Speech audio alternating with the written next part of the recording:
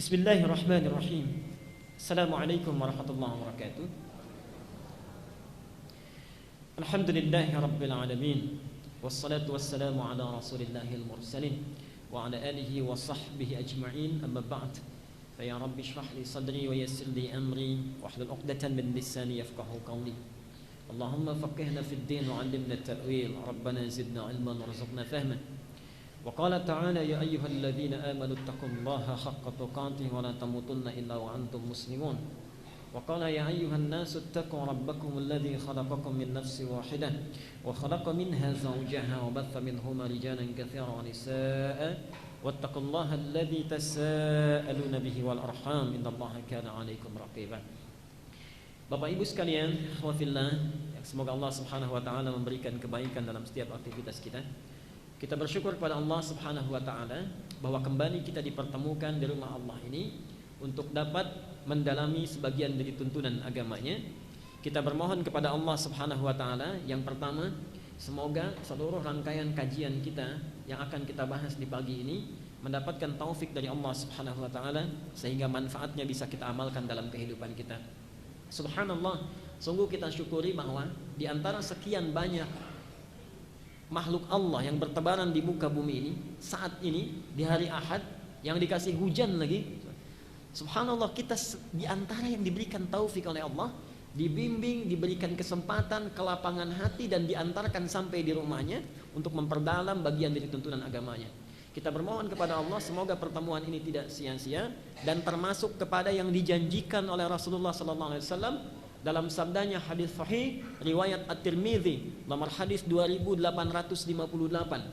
At-Tirmidzi nomor hadis 2858. Rasulullah SAW menyampaikan, "Man salaka tariqan yaltamisu fihi ilman sahhalallahu lahu tariqan ilal jannah." Siapa yang menempuh satu perjalanan, merencanakan dan dia berencana berusaha untuk mendalami satu ilmu terutama terkait dengan agamanya, sahhanallahu lahu tariqan ilal jannah. Allah akan mudahkan jalannya, langkahnya menuju surga. Subhanallah.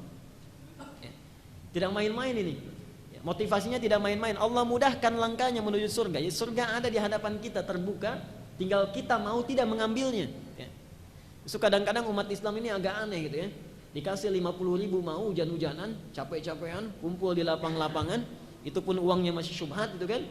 Kadang-kadang juga hukumnya haram masuk ke ranah itu. Ya. Ini dikasih surga nggak mau. 50.000 mau hujan-hujanan. Ya. Surga nggak mau gitu. Kadang-kadang manusia ini aneh sifatnya. Ya. Karena itulah ulama sering berpesan kepada kita. Dalam waktu yang kita miliki, keluarkan ayat-ayat Quran wa'dun wa wa'idun. Wa'dun itu yang berisi motivasi dari ibadah. Wa'id yang berisi ancamannya supaya kita waspada. Contoh misalnya, Bapak ini malam ingin tahajud. Sebelum tahajud keluarkan dulu Pak keutamaan tahajud dalam Al-Quran dan Sunnah supaya jadi motivasi kita. Maaf, misalnya kita lihat di surah Al-Isra ayat 79 sampai dengan 82. Allah berfirman di situ, ini cuma sunnah loh. Ibadah tahajud sunnah bagi kita. Wa minal laili fatahajjad bihi nafilatan laka asa ay yab'atsaka rabbuka maqaman mahmuda. Di antara sebagian malam, sebagiannya saja, tidak usah semuanya, bangun engkau, tunaikan salat tahajud. Apa yang kita dapatkan? Satu, kata Allah, ayyab'atsaka rabbuka maqaman mahmuda. Kalau kita masih beraktivitas, diangkat, ditempatkan dalam aktivitas kita itu dalam karir yang terbaik. Apapun itu. Wa qur rabbi adkhilni mudkhala sidqin. Kalau kita akan awali aktivitas dimudahkan oleh Allah. Yang ketiga, wa akhrijni mukhraja sidqin. Kalau kita mengalami kesulitan dalam aktivitas, dibantu, dilepaskan oleh Allah dengan cara yang terbaik. Dan yang keempat, waj'alni min ladunka sultanan nasira. Kalau dalam beraktivitas ada yang ganggu, ditolong langsung oleh Allah. Jadi keluarkan ayatnya, tunggangi ayatnya, tempelkan oleh Bapak di dinding saat bangun itu, rencanakan saya bangun jam sekian. Ini yang ingin saya harapkan. Orang yang tidak pernah punya motivasi itu cenderung malas, bahkan sulit menunaikan ibadah dengan sempurna. Ya. Karena itu sering kita dapati, maaf ya, ada orang-orang yang taruhlah sekarang azan zuhur jam berapa? Atau salat zuhur jam berapa? Nah, 12:03 itu azan zuhur, salatnya macam-macam, ya? Ada yang jam 1, ada yang setengah 1, macam-macam. Tapi menariknya, ada orang-orang yang sebelum azan sudah di masjid. Ada yang saat azan baru ke masjid. Ada yang sudah qomat bahkan belum terpanggil untuk datang. Biasanya yang menjadikan perbedaan itu tahu motivasinya. Karena itu saya sering gambarkan pada Bapak Ibu sekalian, sering kali saya ulang, mohon maaf, kalau sekiranya di Al-Ihsan ini, ya, sebelum ta'lim untuk bulan depan, nanti tambah pengumumannya ya, Akh Yusuf tambah pengumumannya, bulan depan yang ta'lim di Al-Ihsan masing-masing dapat amplop 500.000. Subhanallah. Acara jam 8, datang jam berapa? Setengah 7, kalau hujan datang enggak? Datang, kalau perlu duluan tuh kan. Baik, kenapa? Karena tahu motivasinya. Tahu motivasinya. Oh, ada 500.000 nih bisa kita dapatkan. Oleh karena itu orang Islam untuk meningkatkan keimanannya dengan baik, keluarkan motivasinya dalam Al-Quran. Saya kalau tahajud dapat apa ini? Kalau subuh 2 rakaat sunnahnya dikerjakan, apa yang saya dapatkan? Keluarkan sehingga jadi motivasi. Kalau itu tidak kita dapatkan, kalah sama motivasi dunia. Mau bangun malam-malam sudah bangun nih jam 2. Digoda sama bola, hilang kan? Aduh, Masya Allah ada pertandingan A, B, C, kalah ibadah kita. Baik. Oleh karena itu, wa'dun, janji motivasi itu keluarkan, tunggangi. Yang kedua, wa'idun, kalau ingin berbuat maksiat, keluarkan ayat-ayat Quran dan hadis-hadis Nabi yang terkait dengan ancamannya. Contoh misalnya, mohon maaf ya, kepada bapak dan ibu ini dua-duanya. Ada bapak yang masih aktif beraktivitas, bekerja misalnya, sibuk dengan pekerjaannya, sampai lupa ibadah. Istrinya komplit, suka gosip saya kan. Diturunkan ayat oleh Allah, langsung satu surat, Al-Humazah. Wailul likulli humazatin lumazah, celaka, celaka, celaka bagi perempuan terutama yang suka mengumpat, bergosip, mendengarkan ghibah. Alladzi jama'a mala wa 'addadah, unik tuh. Ayat yang pertamanya pakai muannas, lebih menunjuk biasanya pada perempuan. Al-Humazah, Al-Lumazah, ada tak marbuthah di akhirnya. Tapi ketika naik pada ayat selanjutnya pakai mudzakkar, menunjuk pada laki-laki. Alladzi jama'a mala wa 'addadah. Jadi suaminya sibuk mengumpul-ngumpulkan harta, istrinya senang gosip, lengkap tuh. Oke? Nah, nanti apa ujungnya? Oleh Allah diancam. Di ujungnya ditutup, orang seperti itu narullahil muqadah. Sudah diincar oleh satu neraka, allati tattali'u 'alal afidah, ya? Yang nerakanya spesial itu. Kalau yang lain dibakar di neraka, mohon maaf ya, ada riwayat-riwayat menyebutkan ada yang disiksanya itu dikejar-kejar api, dia lari, setelah kena oleh api gosong, balik lagi, ya utuh lagi, ada yang begitu. Tapi yang ini tidak. Allati tattali'u 'alal afidah, innaha 'alaihim mu'sadah fi amadin mumaddadah. Dia diikat di tiang spesial. Kemudian cara disiksanya, mohon maaf ya kalau agak menyeramkan ini. Cara disiksanya itu dibakar sampai matang ke dalam-dalamnya. Jadi dilas tuh dari ujung jempolnya sampai matang, naik ke atas. Kalau sudah matang, sudah hangus, naik ke atas, yang bawah sembuh lagi sampai ke ubun-ubun yang paling dalam, fi amadim mumaddadah. Nah, keluarkan ayat itu. Jadi kalau bapak sedang sibuk bekerja di kantor, ada proyek, tiba-tiba ada panggilan dari Allah, kemudian kita abaikan, ingat ayat itu. Bagaimana kalau saya diwafatkan dalam keadaan saya tidak beribadah kepadanya? Hati-hati, alladzi jama'a mala wa 'addada. Jadi ada motivasinya di balik itu. Karena itu Bapak Ibu sekalian, mudah-mudahan pertemuan kita untuk mengikuti ta'lim ini dinilai oleh Allah Subhanahu wa taala sebagai ibadah yang diikhlaskan dan dijamin dari janji Rasulullah SAW yang disebutkan pada kita, dimudahkan langkah kita menuju surga. Tidak cukup dengan amin tuh ya. Nanti serius dulu, catat dulu, amalkan dulu ya. Baik. Kalau amin enggak serius enggak dapat juga itu. Baik. Di antara materi ta'lim yang dianjurkan oleh agama kita, diprioritaskan yang paling utama ada 2. Yang pertama adalah Al-Quran. Jadi, khairukum man ta'allama al-Qur'ana wa 'allama. Sebaik-baiknya kalian, kata Rasulullah SAW, adalah orang yang belajar Al-Quran kemudian berusaha mengamalkannya. Dan yang kedua adalah belajar tentang sunnah Rasulullah SAW, tentang hadis Nabi SAW. Karena itu di pertemuan kita saat ini, karena sesi kajian Quran juga telah ada dengan sendirinya, insya Allah kita akan terfokus kepada kajian sunnah nabawiyah atau hal-hal yang terkait dengan Nabi SAW. Hadis Al-Arba'in telah kita selesaikan. Jadi kajian kita bukan hadis Arba'in lagi, tapi sunnah nabawiyah. Jadi apa yang dilakukan oleh Rasulullah selama 24 jam. Bagaimana bangun beliau dari tidur, bagaimana makan beliau, bagaimana sifat sholat beliau, bagaimana beliau berinteraksi dengan yang lainnya. Jadi apa yang Nabi lakukan dalam 24 jam, insya Allah itu menjadi tema dan topik kajian kita untuk saat ini, insya Allah sampai selanjutnya hingga selesai materi ini. Bapak Ibu sekalian, kita mulai dulu dengan menguatkan kembali muqaddimah yang pernah saya sampaikan di pertemuan lalu. Apa pentingnya dan manfaatnya kita belajar sunnah nabawiyah ini? Satu, disampaikan oleh Allah Subhanahu wa taala dalam Al-Qur'an, surah Ali Imran surah ketiga ayat ke-31. Allah menyampaikan bahwa pentingnya belajar dalam bahasa kita, pentingnya belajar sunnah nabawiyah, mengikuti Rasulullah dalam setiap gerak hidup kita, itu adalah bagian dari tanda cinta kita kepada Allah Subhanahu wa taala. Jadi kalau kita ditanya apakah kita cinta pada Allah, kalau saya tanya Bapak Ibu kira-kira cinta tidak pada Allah? Oke, cinta, apa buktinya? Allah minta pembuktian. Bukti cintanya apa gitu ya? Kalau manusia kan begitu, saya cinta pada kamu, apa buktinya? Saya nikahi kamu, kan? Nah, Allah bertanya kepada kita, sekiranya kita cinta pada Allah, apa buktinya? Maka di ayat ini Allah menegaskan, meminta satu bukti saja. Qul in kuntum tuhibbunallaha fattabi'uni. Katakan Muhammad, jika kalian cinta pada Allah Subhanahu wa taala, maka buktinya satu saja. Tunjukkan cintamu dengan mengikuti Rasulullah SAW, ikuti Muhammad. Nah, ayat ini itu turun pada seorang Yahudi, yang sosok ini menjadi sosok yang sangat membenci Islam dan Nabi Muhammad di masa beliau. Yahudi ini bernama Ka'ab bin Ashraf. Ka'ab bin Ashraf ini seorang Yahudi dari Bani Nabhan. Ibunya berasal dari Bani Nadir, tinggal di Madinah, sangat benci terhadap Islam. Sehingga satu kali, saking jengkelnya terhadap Islam, dia mengaku-ngaku bahwa di antara umat manusia itu cuma kami kata yang cinta pada Allah. Dia mengatakan dalam salah satu riwayat, nahnu abna'ullah wa ahibba'u wa nahnu asyaddu hubban lillah. Dia mengatakan pada Rasulullah, ya Muhammad, kami ini anak-anaknya Allah katanya. Wa ahibba'u, dan kekasihnya Allah. Wa nahnu asyaddu hubban lillah, dan kami yang paling cinta pada Allah. Nah, saat itulah kemudian diturunkan ayat yang tadi, Qul in kuntum tuhibbunallaha fattabi'uni yuhibbukumullah wa yaghfir lakum dzunubakum. Jadi katakan, kata Allah, katakan Muhammad pada siapapun yang mengaku cinta pada Allah, in kuntum tuhibbunallaha, jika kalian merasa mengaku mencintai Allah, fattabi'uni, ikuti Rasulullah. Cara ibadahnya, cara muamalahnya dan sebagainya. Nah, yang menarik begini, Allah kemudian merespon orang yang melakukan itu, yuhibbukumullah, dibalas cintanya oleh Allah.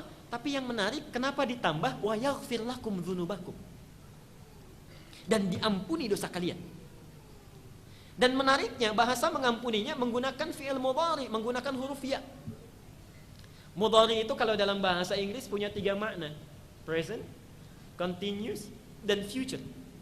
Yaghfir lakum artinya apa? Kalau kalian punya dosa sampai saat ini, itu diampuni oleh Allah.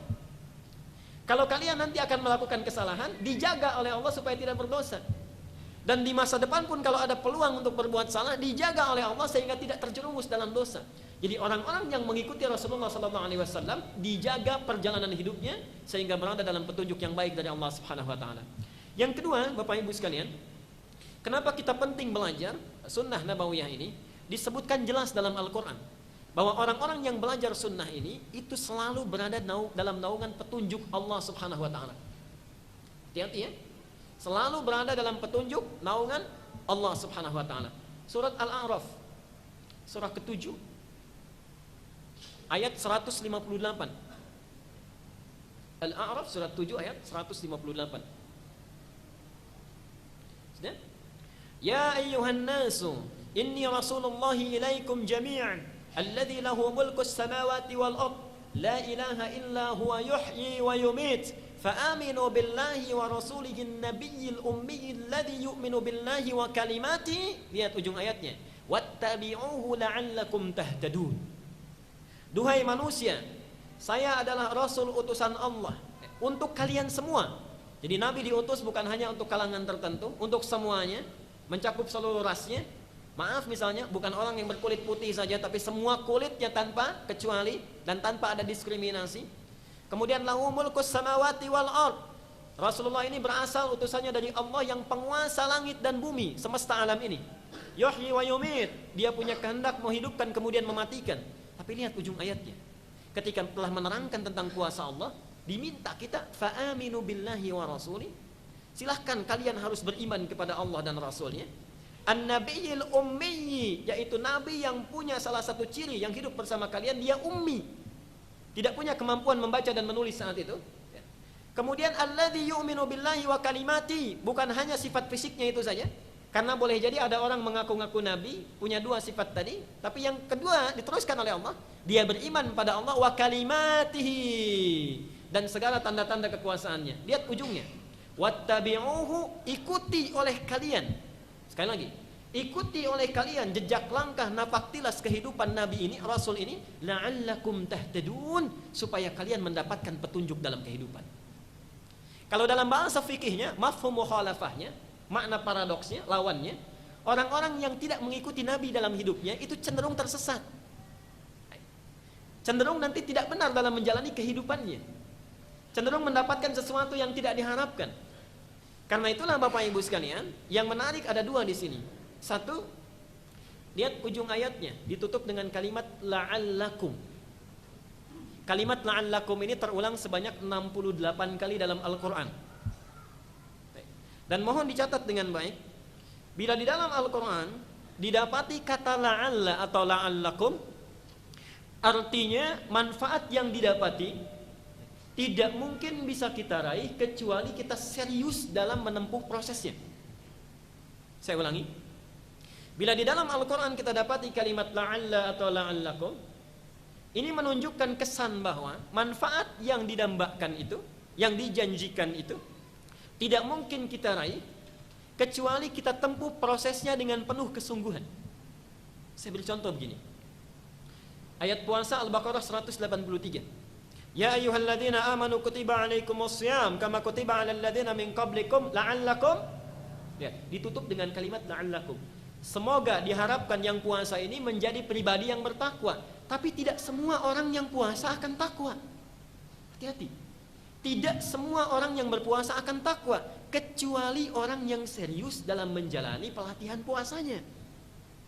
Karena itu jangan heran kalau setiap puasa, maaf, ada yang rajin baca Quran, setelah puasa hilang dengan mushaf-mushafnya, kan?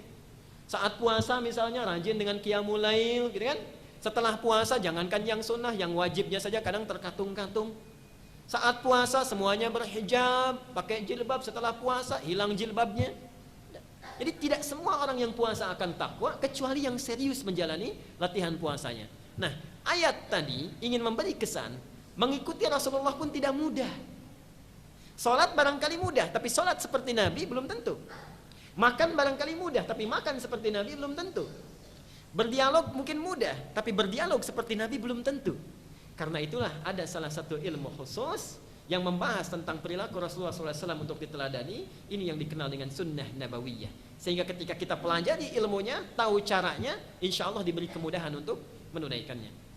Bapak Ibu yang rahmakumullah, saya teruskan dulu.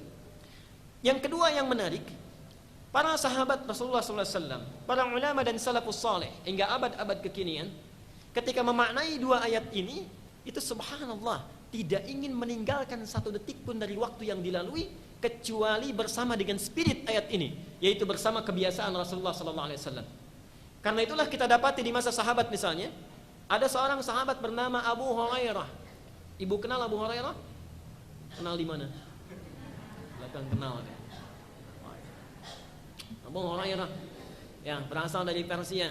Tadinya agamanya Majusi, penyembah matahari.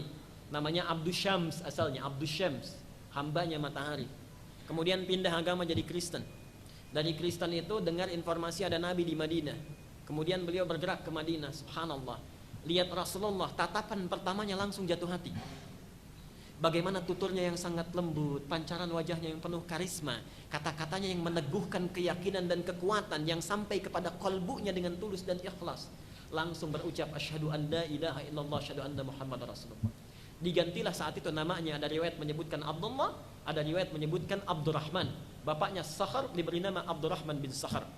Saking cintanya beliau pada Rasulullah, subhanallah, lihat. Diikuti, dilihat semua perilaku Nabi. Tinggal sebentar dengan Rasulullah. Tinggalnya cuma sebentar, kurang lebih 3 tahun bersama Rasulullah. Tapi dilihat, diperhatikan betul. Bahkan sebelum keluar dari rumahnya, sudah ditunggu di depan rumahnya. Bagaimana cara jalannya, bagaimana beliau makan, bagaimana sifat sholatnya, bagaimana berinteraksinya. Semua dicatat, dilihat, diperhatikan. Coba dipraktekkan dalam kehidupannya. Abu Hurairah. Karena itu di antara sahabat yang sedikit tinggal dengan Nabi, tapi paling banyak meriwayatkan hadis. Sehingga satu ketika ada dua riwayat versi ini. Versi pertama mengatakan, saat Rasulullah SAW meninggal dunia, Kemudian karena banyak hafalan hadis dan catatannya, beliau mengajar para sahabat waktu itu dan para tabi'in mengajarkan hadis. Di jalan bertemu dengan anak kucing. Mendapatkan anak kucing. Anak kucing itu dalam bahasa Arab disebut Hurairah. Karena saking sayangnya, ibaknya diambil anak kucing itu, dimasukkan ke jubahnya. Saat mengajar taklim seperti ini, keluar anak kucing itu mengeong-ngeong, kata para sahabat, "Anta Abu Hurairah, kamu bapaknya anak kucing kecil." Sejak saat itulah dikenal dengan Abu Hurairah. Riwayat kedua menyebutkan terjadi justru itu di zaman Rasulullah. Jadi saat beliau berjalan menunggu Nabi, ada anak kucing kecil diambil, diselipkan di jubah tangannya. Datang Nabi, kelihatan Rasulullah, "Anta Abu Hurairah, kamu bapaknya anak kucing kecil." Dikenal oleh kita sampai sekarang dengan Abu Hurairah. Itu sahabat Nabi. Itu yang sudah dewasa. Nah, yang menarik Bapak Ibu sekalian, yang kecil-kecil pun gak mau ketinggalan. Subhanallah, yang kecil-kecil gak mau ketinggalan. Ibnu Abbas, anaknya Abbas paman Nabi radhiyallahu anhuma, punya bibi namanya Maimunah. Hadis Al-Bukhari nomor hadis 117. Mau lebih lengkap Abu Daud, cuma di dua ini. Di 1235 kitab hadis yang paling sahih riwayatnya cuma dua. Di Al-Bukhari 117, kemudian Abu Daud 1365. Lihat bagaimana disebutkan di hadis ini, Ibnu Abbas saking inginnya melihat kebiasaan Nabi terutama di malam hari. Karena siang hari beliau mengejar ta'lim Nabi, terutama kajian tafsirnya, diikuti bagaimana menafsirkan Quran, bagaimana mengajarkan wahyu. Malamnya ingin melihat apa yang dilakukan oleh Rasulullah.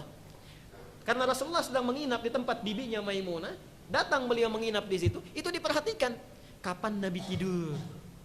Kemudian kapan Nabi bangun? Apa yang dilakukan oleh beliau ketika bangun dari tidur? InsyaAllah itu yang akan kita bahas saat ini. Kemudian setelah itu, kapan Nabi sholat tahajudnya? Lalu diperhatikan antara tahajud sampai fajar, ataukah beliau istirahat dulu atau langsung menunggu misalnya ke fajar. Itu diikuti, dilihat, setelah itu dipraktekkan.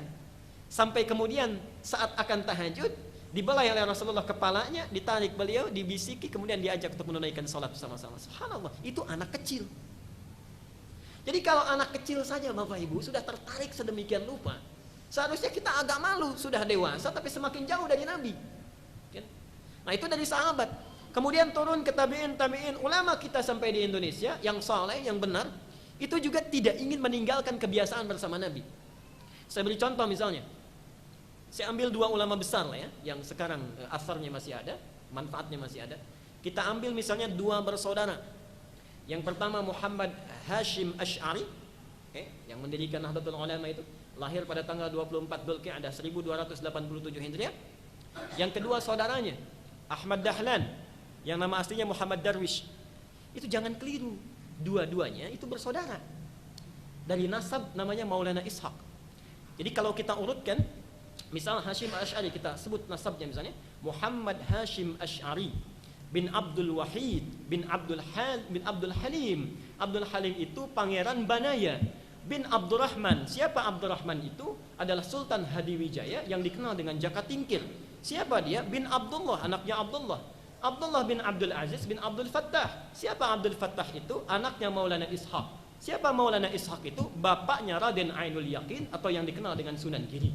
Nah, di Maulana Ishaq inilah bertemu nasabnya dengan Ahmad Dahlan, yang nama aslinya Muhammad Darwish. Ketika beliau kemudian menunaikan haji di Makkah, diganti oleh syekh di Makkah, namanya menjadi Ahmad Dahlan. Siapa beliau? Kiai Haji Ahmad Dahlan bin Kiai Haji Muhammad Sulaiman bin Kiai Murtada bin Kiai Ilyas bin Demang Jurang Juru Kapindo bin Demang Jurang Juru Sapisan bin Kiai Gerbak atau nama aslinya Kiai Haji Maulana Uthman bin Kiai Haji Muhammad Maulana Fadlullah. Siapa dia? Anaknya Maulana Ishaq. Maulana Ishaq ini adalah anaknya Maulana Jumadil Kubra. Jadi bersambung di situ, dua bersaudara. Siapa Maulana Jumadil Kubra? Adalah keturunan dari Ja'far As-Sadiq, anaknya Ali Zainal Abidin. Ali Zainal Abidin anaknya Husain bin Ali. Husain anaknya Ali, suaminya Fatimah. Siapa Fatimah? Putrinya Rasulullah sallallahu alaihi wasallam. Muhammad bin Abdul Muttalib bin Hashim bin Abdul Manaf bin Qusay bin Murrah bin Kilab bin Ka'ab bin Ghalib bin Fihr bin Malik bin Nadar bin Kinana bin Khuzaimah bin Mudrika bin Ilyas alaihi salam bin Nizar bin Mudar bin Ma'ad bin Adnan bin Addi bin Adri bin Muqawwam bin Nahur bin Tari bin Ya'rab bin Yasjub bin Nabit bin Ismail alaihissalam bin Ibrahim alaihissalam bin Nahur bin Taru bin Saru bin Arbu bin Abir bin Kinan bin Arfakhshad bin Sam bin Nuh alaihissalam bin Mihlail bin Matusyalah bin Kinan bin Anwas bin Tis bin Adam alaihissalam. nyambung. Tapi selama hidupnya nggak pernah mau dipanggil Habib. Baik. Hasyim Asy'ari dan Ahmad Dahlan. Nah, kita lihat keduanya. Saya berikan contoh misalnya, Kiai Haji Hasyim Asy'ari itu saking cintanya dengan Rasulullah, beliau mengarang 19 kitab selama hidupnya. Ada 19 kitab. Di kitab yang ke-8 judulnya An-Nurul Mubin fi Mahabbati Sayyidil Mursalin. Pada halaman yang ke-7-nya ada fasal bagaimana fi mutaba'ati Rasulullah sallallahu alaihi wasallam. Kemudian menyadur kalimat ulama paragraf yang kedua, baris yang ke-11 sampai baris yang ke-14. Lihat kalimatnya. Wa qala Muhammad Ali At-Tirmidzi telah menyampaikan makna mengikuti sunnah Rasulullah seorang bernama Muhammad Ali At-Tirmidzi, diberi kurung di situ. Wa huwal ma'ruf bil Hakim At-Tirmidzi As-Sufi.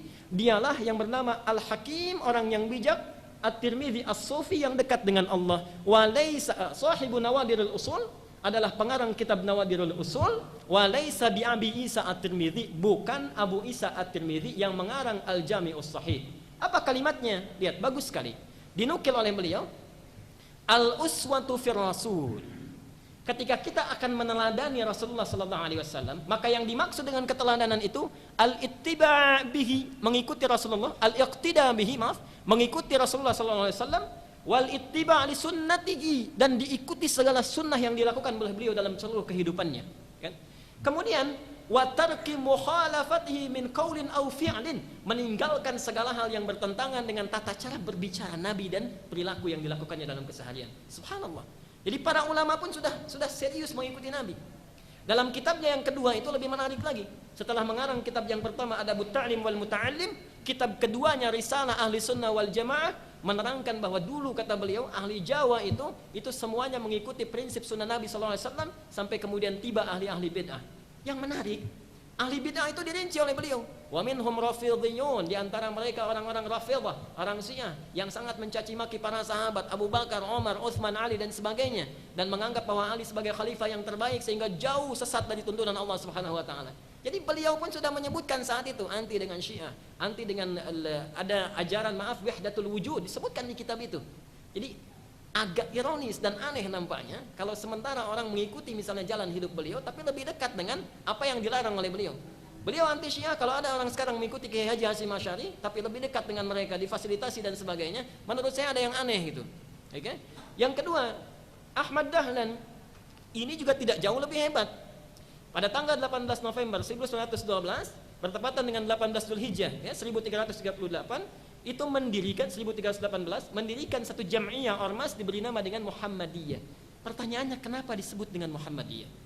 Itu kan dari Muhammad dengan ya nisbah. Muhammad artinya Rasul kita, ya nisbah itu yang menisbatkan ditambah ditutup dengan tak marbuto di akhirnya, yaitu nisbat segala perilakunya sesuai dengan Muhammad sallallahu alaihi wasallam.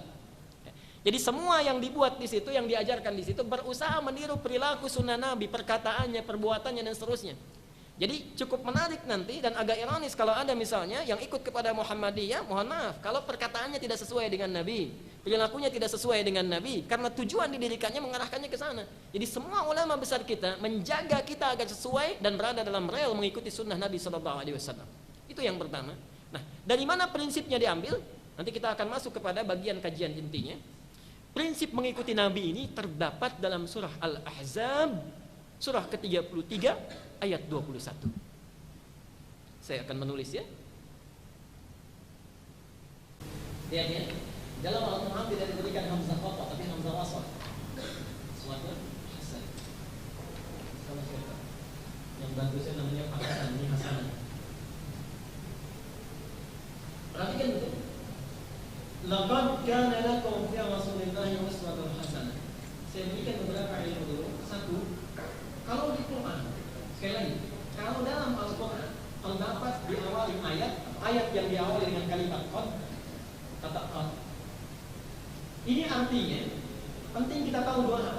Satu, yang pertama kita diminta mengartikan qad ini harus yakin, jangan ragu. Jadi kalau ada kata qad dalam Quran artikan harus yakin, jangan ragu. Laqad kana lakum, kalian sungguh harus yakin, jangan ragu. Begitu cara menerjemahkannya. Saya berikan contoh ayat lain, misalnya Al-Qamar surat 54. Ada di situ 4 ayat yang semua kalimatnya sama. Ayat 17, ayat 22, ayat 32 dan 40.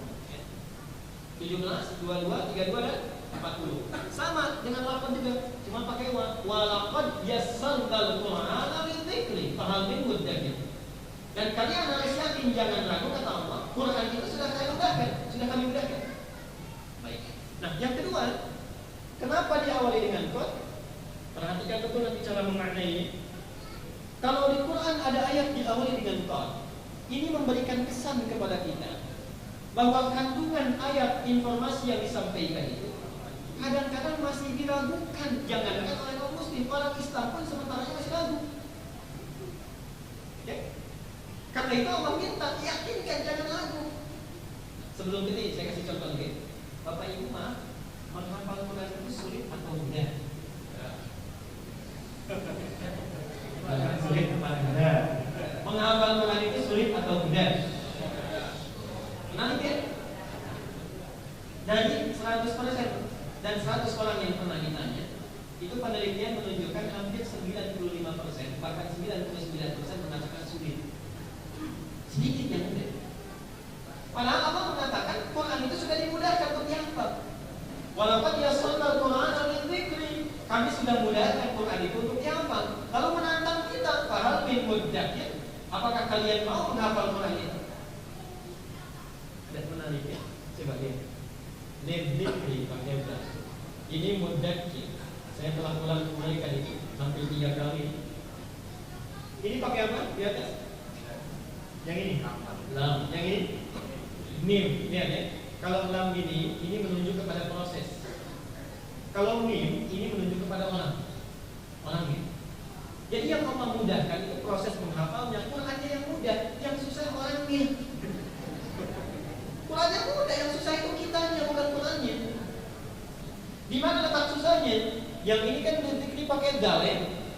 Nah, yang ini mudah, yang orangnya pakai dal, pakai tasydid lagi. Sulit mana mengucapkan dal atau dal? Keliruan. Kalau ilmu dalam ilmu lugah, ilmu bahasa Arab, khususnya ilmu asrar, itu lebih susah mengucapkan dal dibandingkan dal. Dal itu disebut huruf takhfif yang ringan diucapkan, dan. Tapi dal itu disebut dengan harful infijar yang agak sulit diucapkan, agak meledak sedikit. Dan karena itu dalam ilmu tajwid disebut dengan qalqalah, ada 5 qobojajin yang kalau diucapkan harus agak meledak.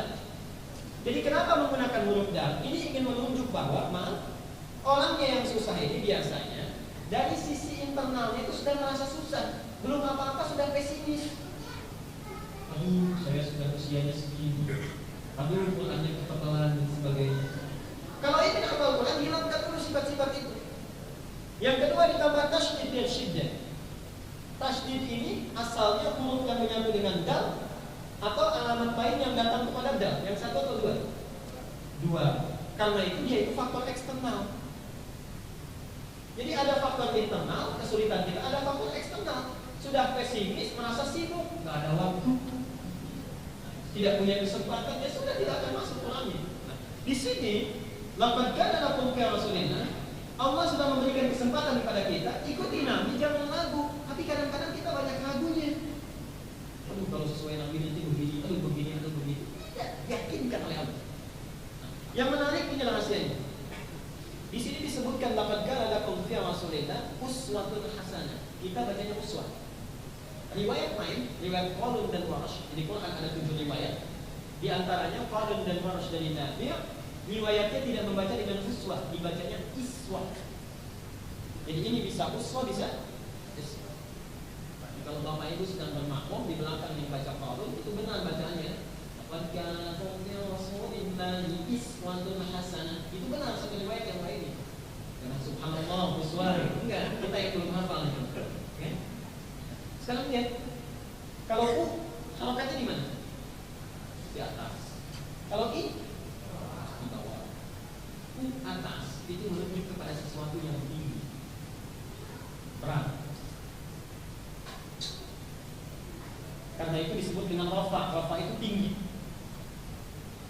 Ini yang kasrah menunjuk kepada sesuatu yang rendah, kecil.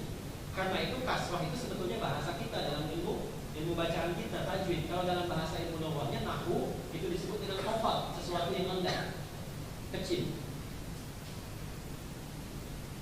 Kenapa bisa dibaca dengan dua bagian atau dua cara, i dengan u? Ingin menunjuk kepada kita karena Nabi ini sifat teladannya, jangankan yang tinggi-tinggi, yang berat-berat, yang kecil pun bisa diteladani. Senyumnya, kayaknya sederhana tersenyumnya, tapi bagaimana ketika Rasulullah tersenyum? Bicaranya, berjalannya, kayaknya berjalan sederhana, tapi bagaimana Rasulullah ketika berjalan? Tidurnya sepertinya sederhana, tapi bagaimana ketika Rasulullah itu tidur? Jadi kenapa bisa dibaca dengan dua bagian? Jangankan yang besarnya, yang kecilnya pun bisa diteladani.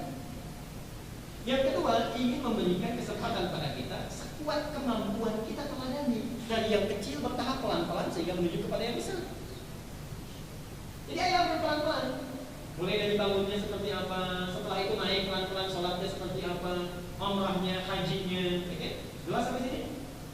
Dan insya Allah itulah yang akan kita mulai saat ini dengan mengambil dulu bagian yang pertama, bagaimana Rasulullah SAW bangun dari tidur. Saya tidak tahu rekod, insya Allah di pertemuan selanjutnya saya perlihatkan bagaimana rumah Rasulullah. Dalamnya isinya seperti apa, tempat tidurnya seperti apa, di mana Fatimah dilahirkan, sekarang lokasinya di mana. Jadi bisa kita bayangkan ya, kalau Rasulullah dulu tidurnya seperti apa. Al-Bukhari nomor hadis 568. Sudah? Dan 117.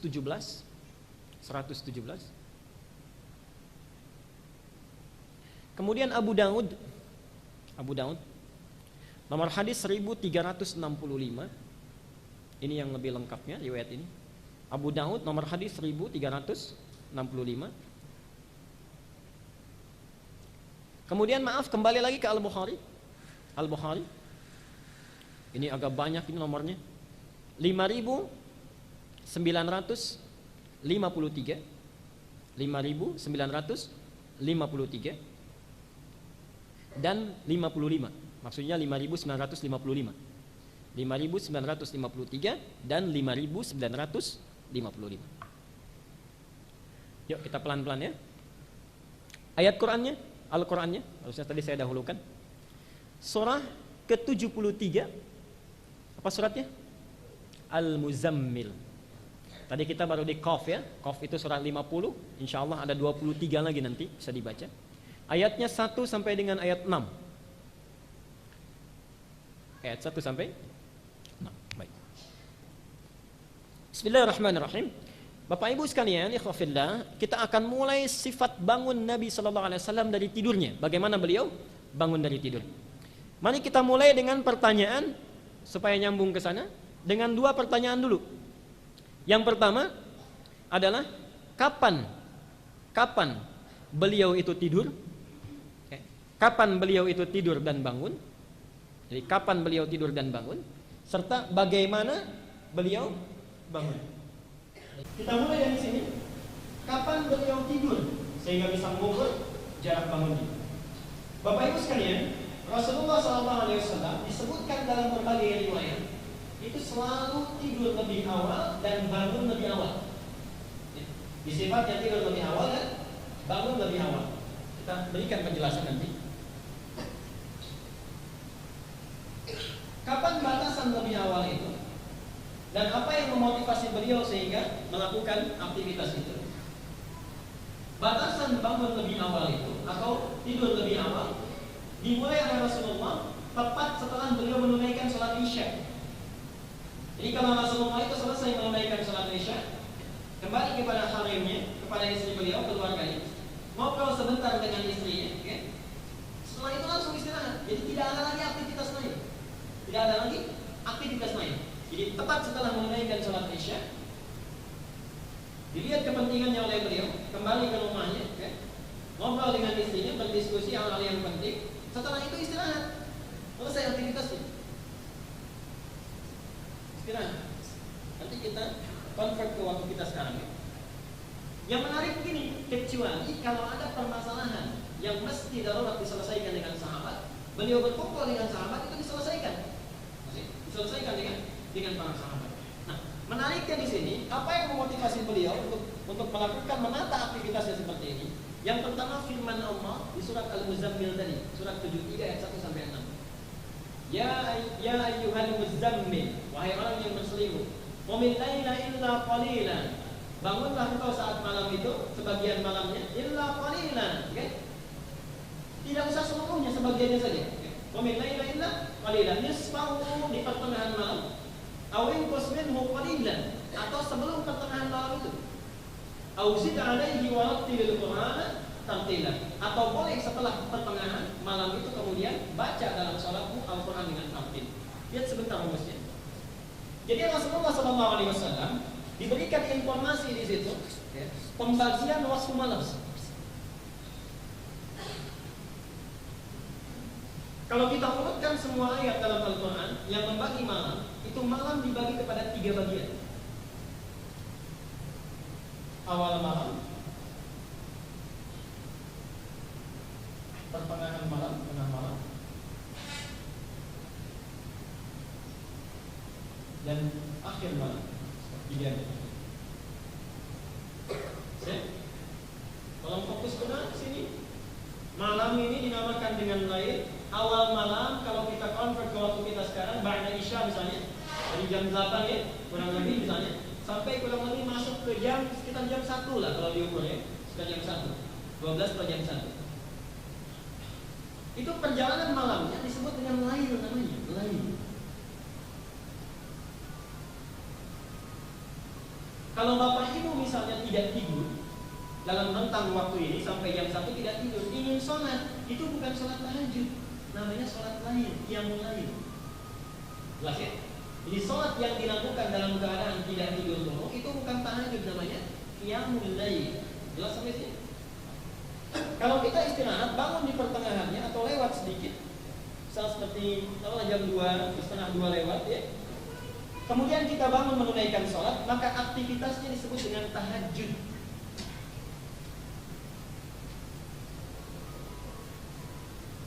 Jelas sampai sini? Jadi ini lain, berpanjangnya malam, terbentangnya waktu setelah Isya. Kalau kita tidak tidur dulu, sholat disebut qiyamul lail. Tahajud itu segala aktivitas yang dilakukan setelah kita tidur dulu. Kalau kita sholat disebut sholatnya sholat tahajud. Jelas sampai sini? Baik. Teruskan yang terakhir.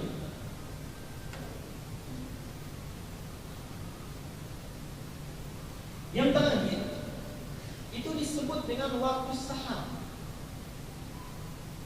Sahar jamaknya ashar. Jamaknya ashar. Sahar ini waktu singkat menjelang fajar. Jadi kalau di akhir malam ini, sekarang fajar subuh jam berapa? 4:30 jadi 4:02 saya. 4:02 ini azan. Salatnya jam berapa? Salatnya jam berapa? Nah, beda-beda. Ada yang jam 5, ada yang lain 4:45. Baik. Nah, coba lihat sebentar. Misal ini 4:42, maka sesaat sebelum fajar ini, kalau misalnya jam 4 lewat 1/4, rentang waktu 15 sampai 30 menit, itu sudah masuk kategori waktu sahar, zamannya ashar.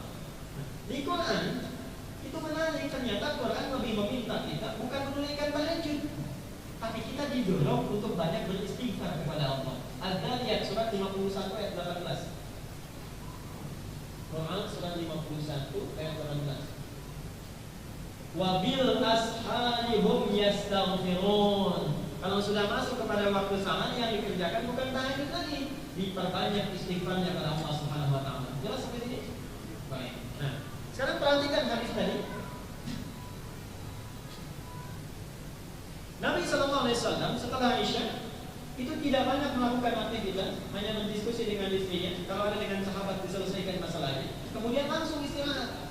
Yang penting kita ketahui sekarang, tolong garis bawahi nomor hadis Al-Bukhari nomor hadis 568. Di situ Rasulullah sangat tidak menyukai dan melarang para sahabat yang tidur sebelum Isya atau berbincang-bincang, ngobrol, bergosip setelah Isya.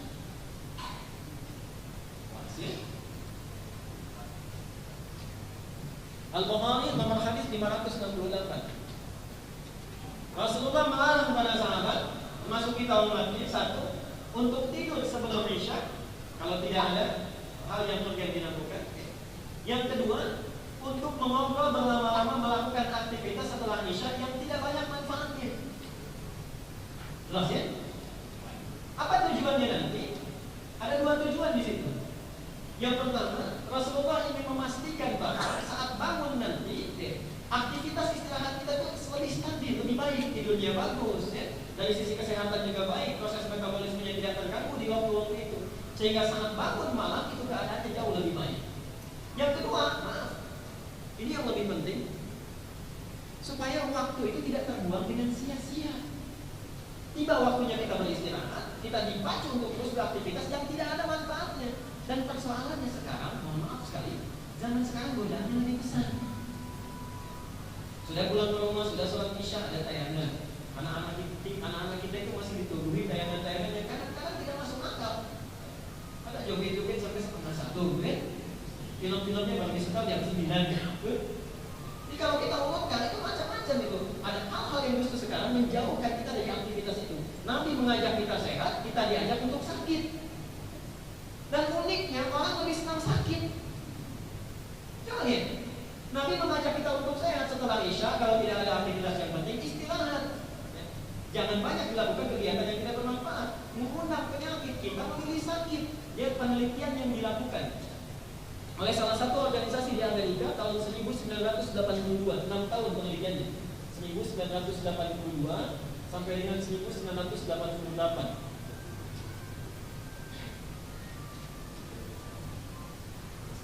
Ini dilakukan oleh para peneliti ahli kanker di Amerika, menunjukkan bahwa satu, orang yang tidurnya rata-rata 8 jam dalam sehari, ini resiko terkena penyakit yang menyebabkan dia meninggal, itu resikonya sampai 17%.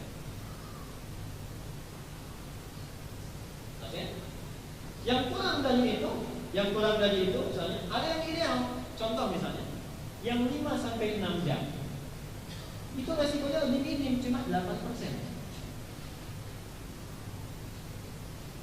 Sangat lebih sedikit lagi, bahkan terganggu aktivitasnya naik sampai mendekati 20%. Jadi kalau kita terlalu banyak setelah Isya, aktivitasnya banyak, tidak bermanfaat, semua diporsir, tidak ada jedanya di situ, itu hampir 24%. Yang lebih unik, yang lebih dari 10 jam tidurnya, itu resiko terkena penyakit sampai dia meninggalnya itu 34%.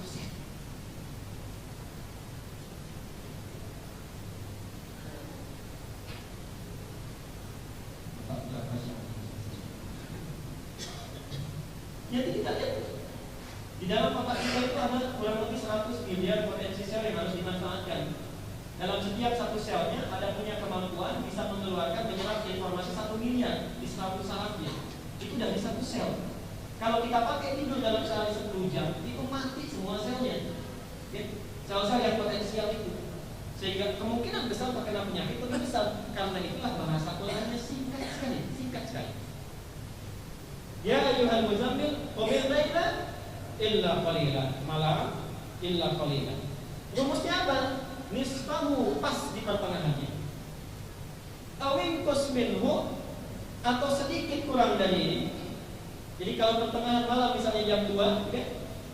Sedikit kurangi setengah 2, 1:30. Jadi pas misalnya jam 2 atau setengah 2. Auzid alaihi, atau lebih sedikit dari situ. Bangun misalnya 2/4 atau setengah 3. Yuk kita sandingkan. Kalau bisa selesai jam 8, maka 5 jam dari jam 8 berapa? Sampai 6 jam. Ambil yang 6 jamnya saja. Jam berapa? Jam 2. Jadi penelitian ini betul-betul membuktikan bahwa jadi penelitian kesehatan ini sangat mendukung kepada wilayah dalam Al-Quran. Karena itulah Nabi mengajarkan kita supaya sehat. Setelah Isya kalau nggak ada aktivitas lain, jangan banyak kita melakukan hal yang tidak bermanfaat. Jelas sampai situ? Sekarang kita teruskan dulu. Kalau ini sudah dilakukan, kemudian kita buat rencana. Maksud saya begini, maksud saya bukan sekedar ditulis, tapi sekarang bikin rencana. Oke, jadi dari mulai sekarang bangun jam berapa? Saya mau agak keras. Bangun jam berapa? Yang paling keras kalau nggak bangun dulu ya. Nah sekarang buat rencana tidur lebih awal, maksudnya tidur lebih awal walaupun saya setengah 3 tidur lebih awal. Setelah itu misal jam 8 setengah 9 selesai tidur. Yang kedua pasang alarm kalau harus ada ikhtiar 2 kali ya. Alarm pertama untuk mematikan alarm kedua 1.30 pasang yang keduanya pas jam 1.50 misalnya, insya Allah bangun ini. Baik. Nah kalau kita kira-kira sudah bangun, apa yang sekarang dilakukan oleh Rasulullah SAW? Hadisnya pindah, hadis Al-Bukhari nomor hadis 117 dan Abu Dawud yang tadi dituliskan 1365. Sudah? Ini hadis riwayat Ibnu Abbas radhiyallahu anhu. Yuk kita lihat pelan-pelan hadisnya. Langsung dengan bahasa kita saja. Ibnu Abbas radhiyallahu anhu menyampaikan kepada kita bahwa satu kali saya menginap di rumah bibi saya yang bernama Maimunah. Tujuannya tadi saya sampaikan untuk melihat kebiasaan Rasulullah. Kemudian dilihat oleh beliau, yang pertama dilakukan oleh Rasulullah ketika bangun dari tidurnya adalah satu, fajalasa, duduk dulu. Kalau bangun dari tidur, terbuka mata, apa yang dilakukan pertama? Duduk, fajalasa. Jadi bapak saat bangun dari tidur jangan langsung berdiri, Pak ya. Duduk dulu sejenak.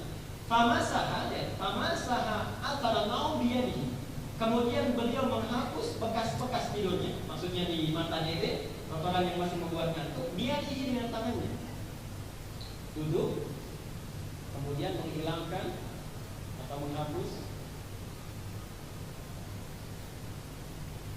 bekas tidur. Dibangun dari tidur, kita sedikit bersihkan dulu ya, hal-hal yang membuat kita ngantuk. Itu sunnah yang kedua. Yang ketiga, awas, barangkali ini yang baru kita dengar bagian dari sunnah. Rasulullah membaca 10 ayat terakhir di surah Al-Imran. Di sunnah Nabi.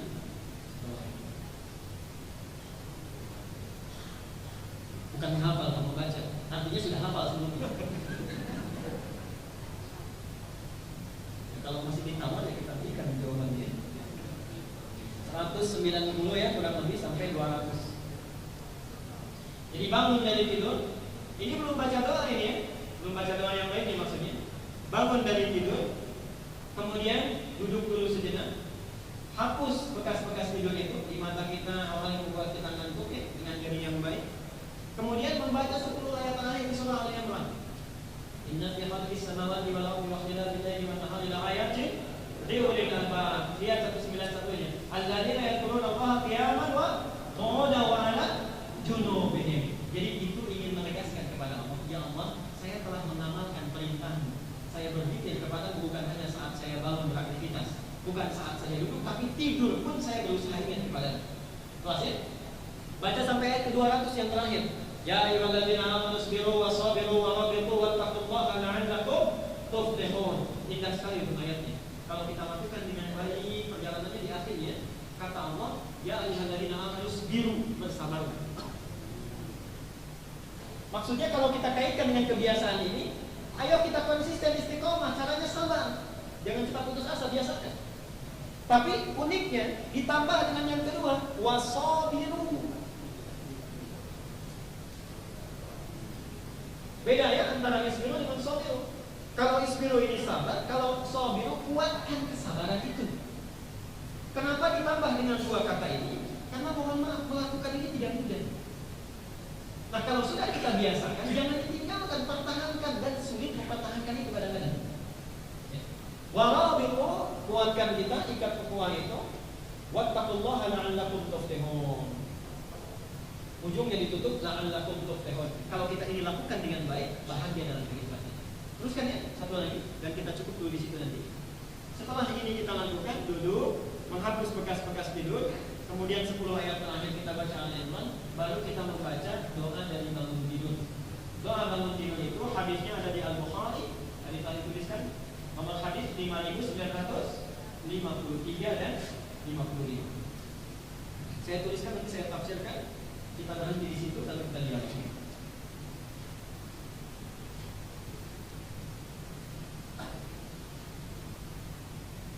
Awasnya harus sudah buat rencana ya. Harus sudah buat rencana ya. Yang mudah-mudahan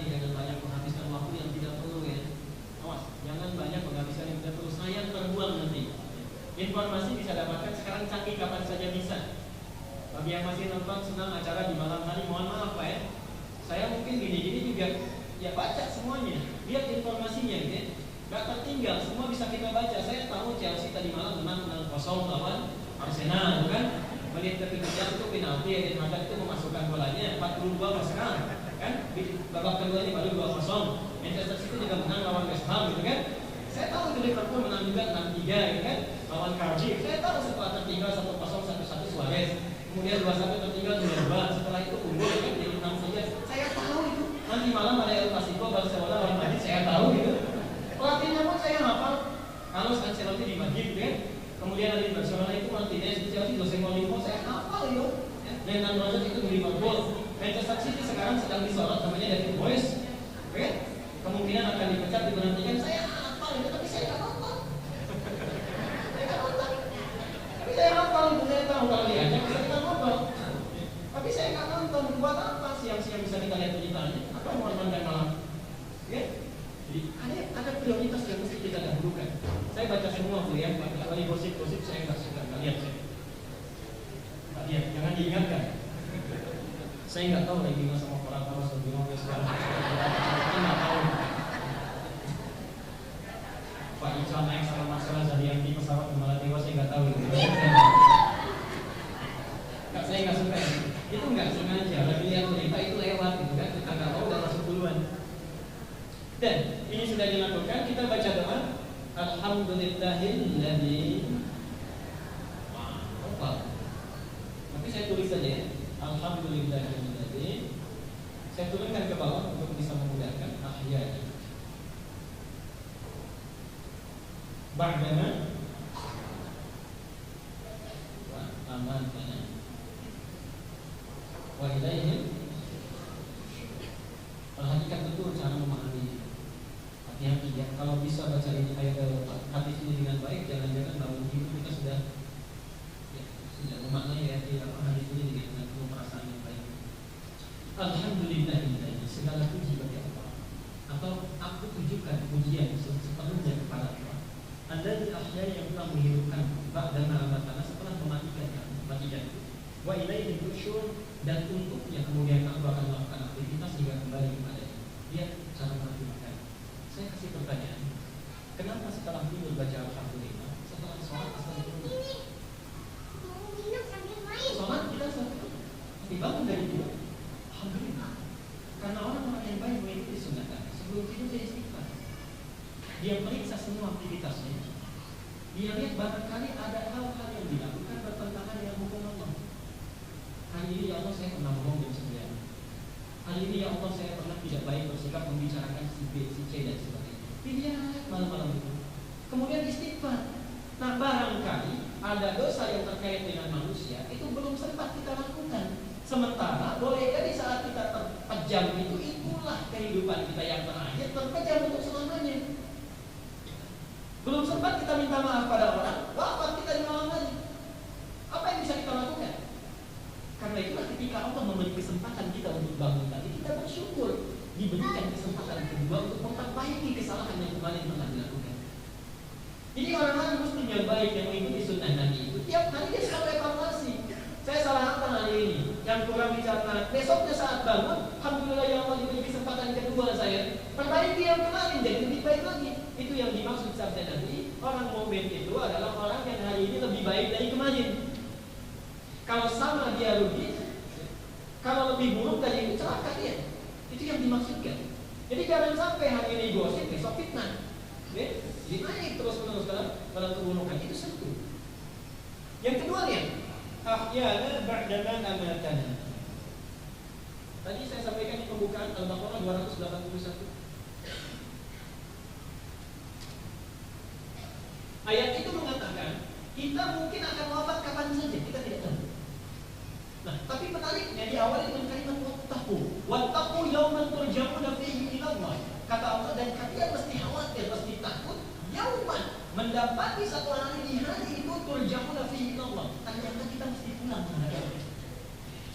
Saya tanya, siapa yang tahu kita kapan kita meninggal? Mohon maaf ya, mungkin satu di antara kita atau kerabat kita hari ini tiba masanya untuk pulang. Apa yang kita tahu? Karena itu Quran menegaskan pada kita sebetulnya saat terpejam atau saat bangun, kata Allah hati-hati, mungkin saat itu kamu pulang hari terakhir kamu. Gimana cara pulangnya? Cuma tuwaffa kullu nafsin, nafasnya diambil sehingga tidak bisa bernafas lagi, diambil oleh Allah. Maka sahabat pastikan bakal kita baik. Jadi kapan saja kita bisa diwafatkan oleh Allah. Karena itulah ba'dana kamatana. Tapi saat itu kita diberi kesempatan kedua akhir. Nah, yang menarik bagian ketiga, wa ilaihin nusyur. Apa artinya nusyur?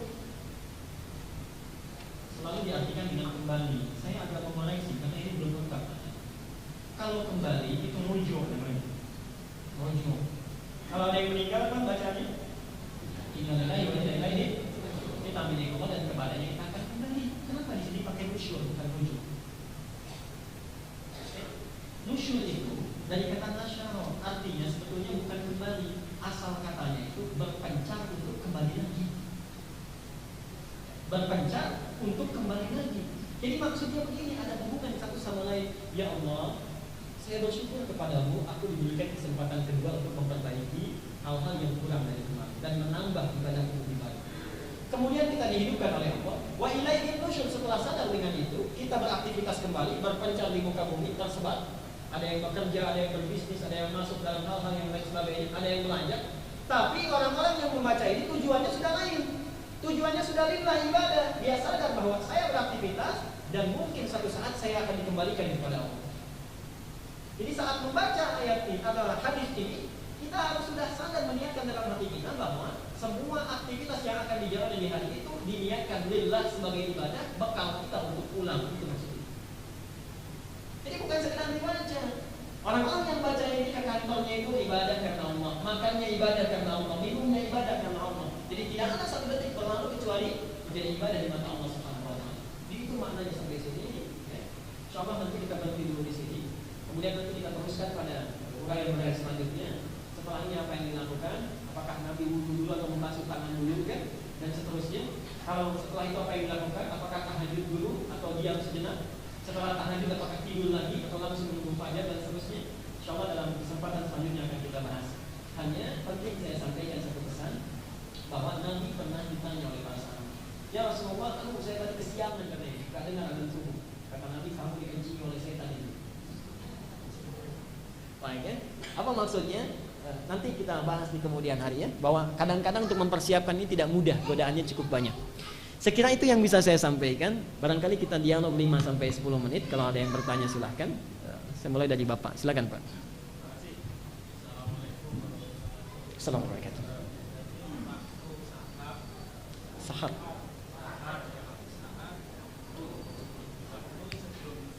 Ya. Ya.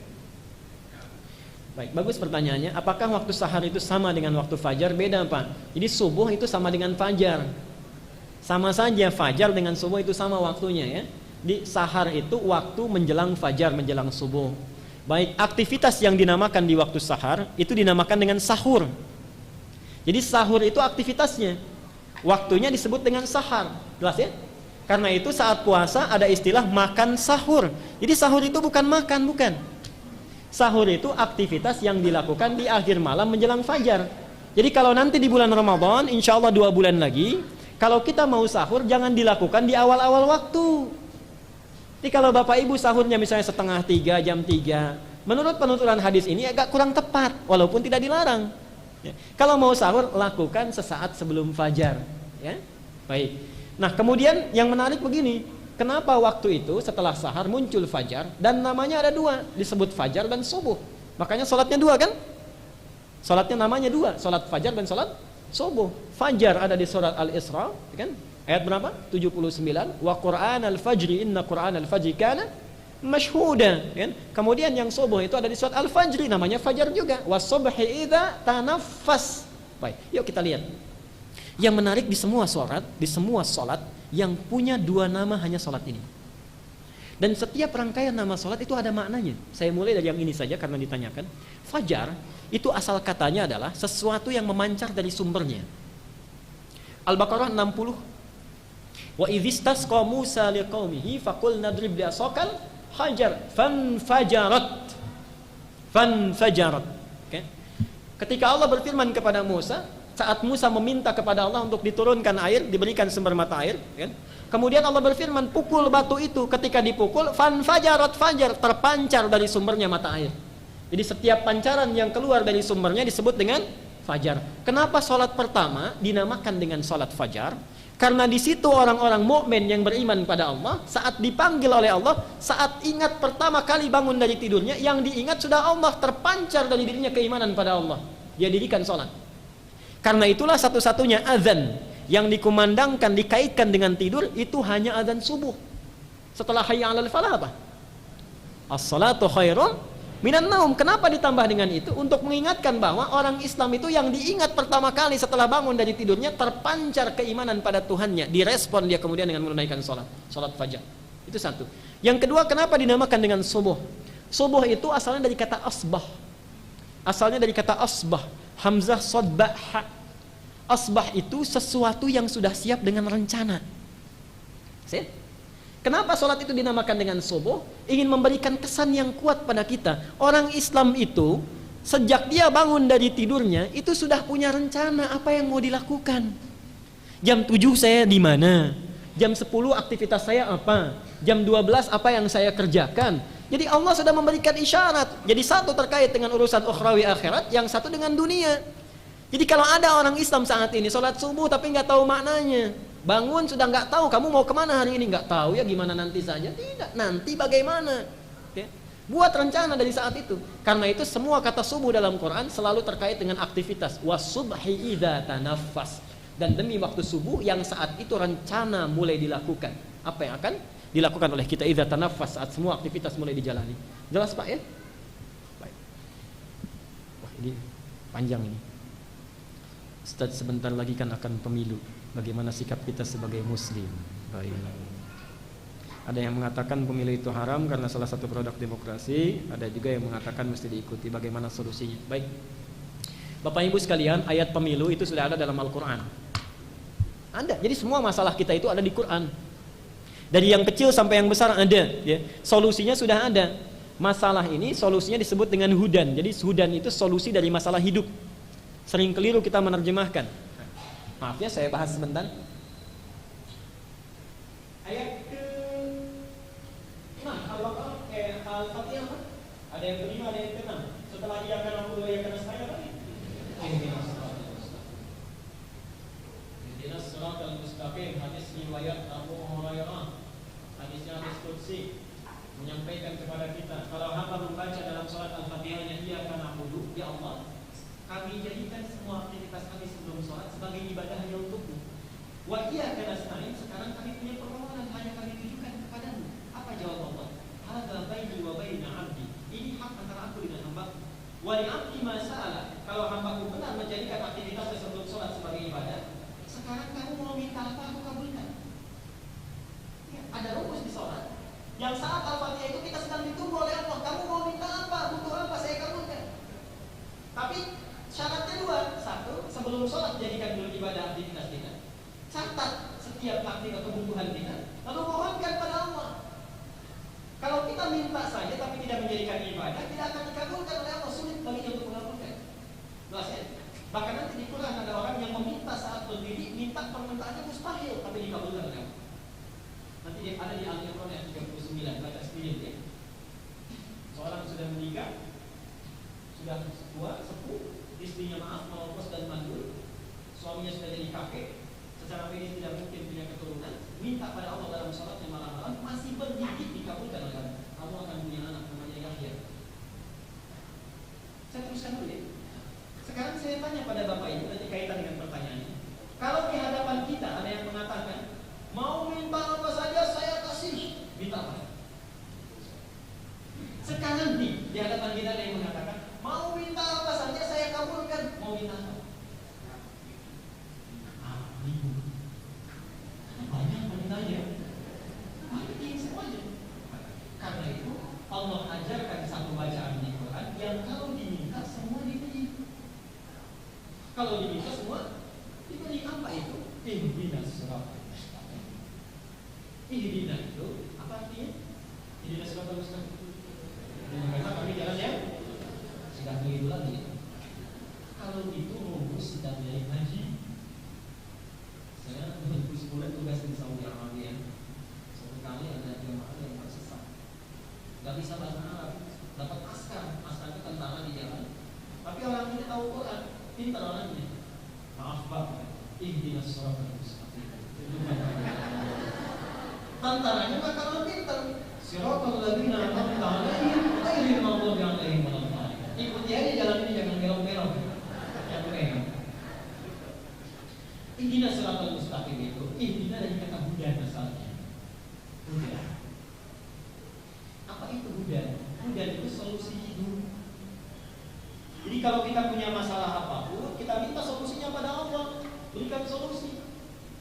Shiratal mustaqim ini bahasa kiasan yang mudah, yang tidak berliku. Jadi berikan solusi yang paling mudah. Ada tidak yang saat akan sholat tidak punya persoalan? Tidak, semua orang punya persoalan. Kita minta diberikan solusinya. Yang menarik ya, yang menarik. Sifat manusia kalau diberi motor hari ini besok minta. Ibu cepat jawab. Manusia juga begitu hari ini. Sudah dikasih oleh Allah semuanya. Kadang-kadang pengen minta yang spesifik. Diberi kesempatan oleh Allah. Setelah Al-Fatihah kita baca apa? Setelah Al-Fatihah di 2 rakaat pertama salat.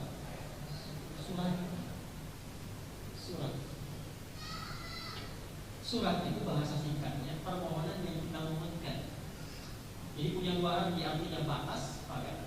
Yang kedua permohonan yang kita mohonkan. Yang menarik adalah dia Al-Baqarah 185.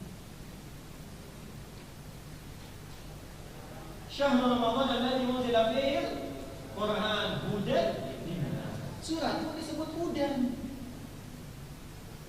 Jadi sebetulnya semua ayat dari Al-Fatihah di Quran itu sampai An-Nas itu berisi solusi dari semua masalah hidup kita. Kalau Bapak Ibu ingin minta pada Allah yang spesifik sebelum sholat, catat kebutuhannya, pilih ayat-ayat di Quran yang sesuai dengan kebutuhan kita.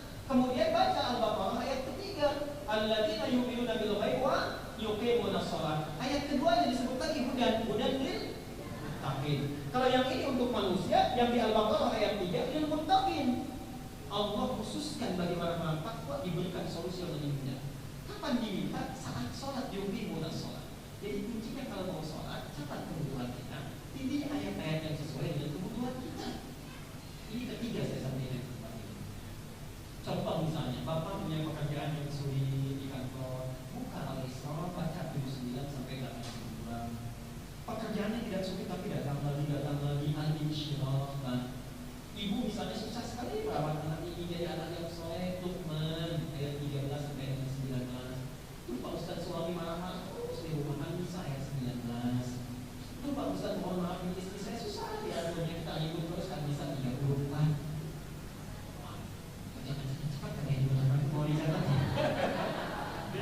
ada rekamannya Bu ya, tinggal dilihat. Oke, ini pelan-pelan nanti kita uraikan. Nah, ayat terkait pemilu itu ada di Ali Imran ayat 28 dan 29. Itu ayat pemilu Ali Imran 28 dan 29. Kita lihat dulu 28-nya ya, urutannya nih. La yattakhidhul mu'minuna al-kafirina awliya'a min dunil mu'minin. Kan? Awas. La yattakhidhul mu'minuna al-kafirina awliya'a min dunil mu'minin. Kan? Wa may yaf'al dzalika falaysa minallahi fi syai'in illa an tattaqu minhum tuqah wa yuhadzirukumullahu nafsa. Jelas tuh. Satu kata Allah, kalau kita akan memilih, mengambil, mengangkat seorang pemimpin, yang pertama diutamakan, prioritas pertama bukan yang lain dulu, akidahnya. Akidah yang pertama ya, baru sifat-sifat yang lainnya, akidah. Karena nanti kecenderungan akan ada. Walaupun punya sifat yang kedua tapi akidahnya berbeda, kecenderungan akan ada, kebijakan. Karena dalam diri manusia ada yang disebut dengan at-ta'liqul muyuli, kecenderungan untuk condong pada sesuatu. Kalau dalam bahasa kerennya sekarang soft corruption katanya. Jadi jelas, kalau Bapak punya anak, ada anak tetangga dengan anak Bapak, melamar di perusahaan yang sama, nilainya sama-sama 8, mana yang didahulukan? Anak kita, nggak mungkin anak tetangga. Kalau anak tetangga nilainya 8,1, kita 8,05 anak kita. Mana yang didahulukan? Anak kita. Ada kecenderungan. Faktornya apa? Keyakinan emosional. Akidah itu terkait dengan keyakinan dan emosional. Karena itu dijadikan bagian yang pertama. Yang pertama prioritas adalah orang-orang yang akidahnya mukmin.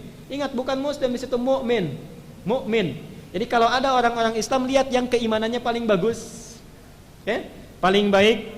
Baru nanti ada sifat yang kedua. Tapi sebelum sampai pada sifat yang kedua, perhatikan betul. Tidak boleh kita mengambil selain itu, kan? Auliya min dunil mu'minin. Wa may yaf'al dzalika, kalau siapa yang melakukan itu, Allah tidak menganggapnya. Jadi mungkin kita mendapatkan harapan duniawi tapi keberkahan tidak kita dapatkan. Oke? Di akhir ayatnya ditutup wa yuhadzirukumullahu nafsah. Allah mengingatkan pada kalian masing-masing. Jadi ada peringatan dari Allah, hati-hati. Jadi ada sesuatu di situ yang sangat bermanfaat bagi kehidupan kita. Bapak Ibu tahu Brunei Darussalam? Sekarang sudah akan menerapkan syariat Islam. Subhanallah, itu sampai sekarang dipelihara oleh Allah baik. Bahkan kemarin sultannya sudah mengumumkan bulan April akan digunakan syariat Islam. Beliau mengungkapkan, menyampaikan di media, mohon kepada negara-negara barat, orang-orang yang mengkritik kami karena akan menerapkan syariat Islam, hormati kami seperti kami menghormati kalian. Subhanallah, itu dijaga oleh Allah.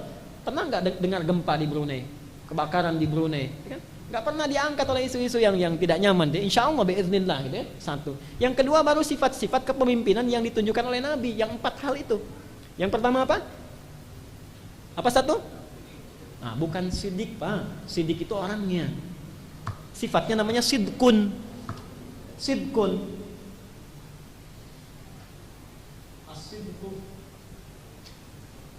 As-sidku ini adalah orang yang benar yang telah ditunjukkan dari perilakunya. Jadi bukan sifatnya aja, ada perilakunya kelihatan. Orang kalau memiliki sifat ini disebut shadiq. Tapi kalau sifatnya begitu erat dalam dirinya, terlihat bagus, berubah jadi siddiq. Sehingga Abu Bakar disebut apa? Siddiq. Siddiq itu orang ini, sifatnya siddiq. Yang kedua apa? Amanah. Amanah itu dari kata al-amin. Al-amin itu orangnya, ya. Al-amanah itu yang dapat dipercaya, kredibel. Orangnya disebut amin. Kan amin, ya? Amanah. Seakan dengan kata iman. Al-amanah seakan dengan kata iman, karena itu ada hadis, ya. La imana liman la amanatalah. Iman itu yakin tanpa ragu. Jadi ketika kita melihat ada sifat kafir dalam dirinya, jujur bisa dipercaya, kita yakin tidak meragukan itu. Yang ketiga apa? Fafana, nggak pakai apa? Fafana.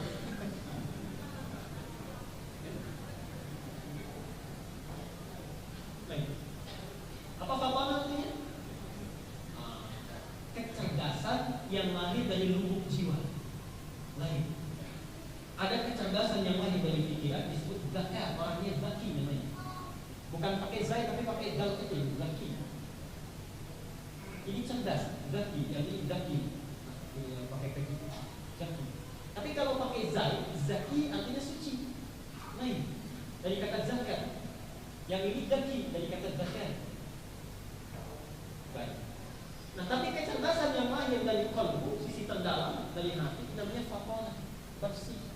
Jadi kalau yang ini, dia bisa cerdas, tapi cerdasnya bisa digunakan untuk menipu orang. Memang cerdas tapi menipu. Masuk pakai dasi, gitu kan? Pakai jas bagus tapi menipu. Kalau yang ini tidak, karena kecerdasannya dikubur oleh titik spiritual dari hati. Nabi Yusuf yang luar biasa. Yang keempat apa terakhir? Tabligh. Tabligh ini kalau dalam bahasa kita kan komunikatif.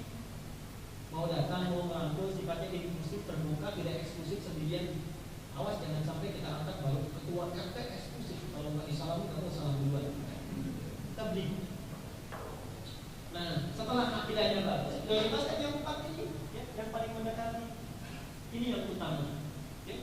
Jadi silakan saja kita dihadapkan pada situasi yang tidak mudah saat ini. Tapi saya ingin menguatkan dari fatwa MUI yang di Quran juga sudah disebutkan.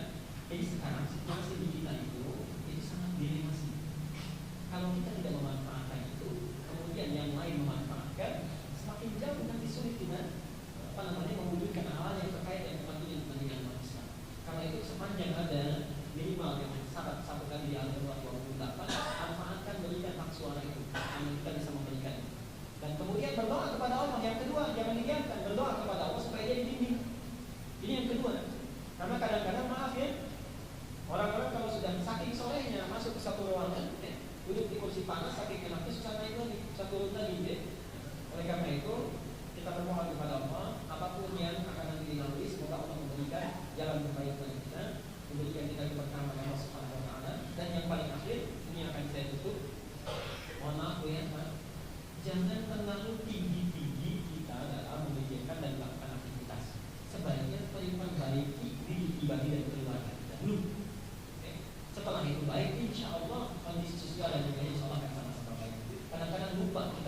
yang tinggi-tinggi, kita belum baik, keluarga kita belum baik. Maksimalkan itu, semoga Allah memberikan kebaikan dalam kita semua. Sekira cukup ya? Kita cukupkan dulu, insya Allah nanti mohon diingatkan pada saya dari pengurus masjid juga. Untuk pertemuan selanjutnya saya akan bawakan dengan gambar-gambar visualnya, karena kita akan masuk kepada rumah Nabi, bagaimana beliau mengatur menerima tamu di mana dan seterusnya. Kita tutup dengan doa kifaratul majlis bersama-sama. Subhanakallahumma wa bihamdika asyhadu an la ilaha illa anta astaghfiruka wa atubu ilaik. Wa akhiru da'wana alhamdulillahi rabbil alamin. Wassalamualaikum warahmatullahi wabarakatuh.